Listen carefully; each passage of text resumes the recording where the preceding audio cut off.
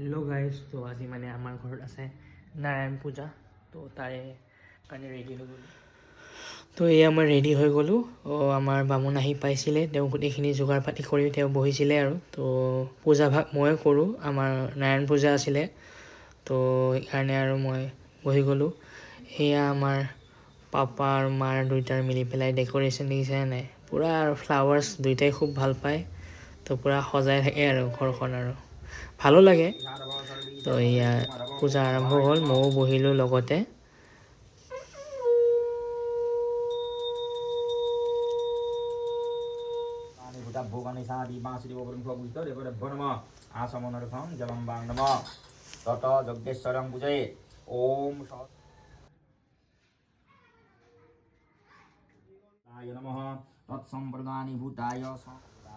তো লাষ্ট পূজা শেষ হ'ল এয়া চবে সেয়া ল'লোঁ আৰু মানে বেলেগ মানুহ মাতা নাছিলোঁ আমাৰ ঘৰৰ মাজতে কৰি থৈছিলোঁ আৰু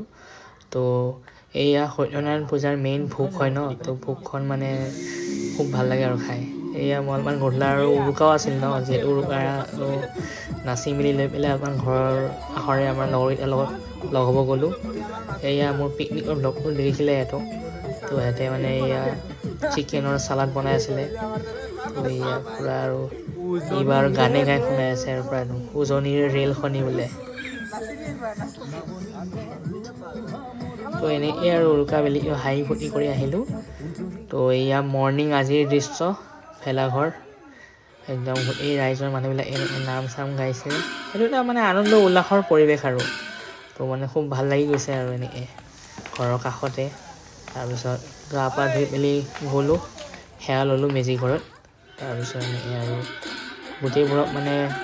হাঁহি ফূৰ্তি তামচা কৰি দেখা পাই মানে খুব ভাল লাগিছে আৰু পাপাও আছে লগতে